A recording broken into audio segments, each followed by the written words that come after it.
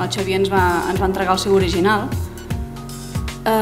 i va resultar tota una sorpresa, perquè el llibre que ens havia fet el Xavier Gabriel no era com l'esperàvem, era molt millor. Quan un coneix el Xavier des de fora, des de la distància, com a personatge, no com a persona, és com qui veu aquest llibre des de fora. Veu una portada, les 13 claus de la sort, un llibre més d'aquests de sort.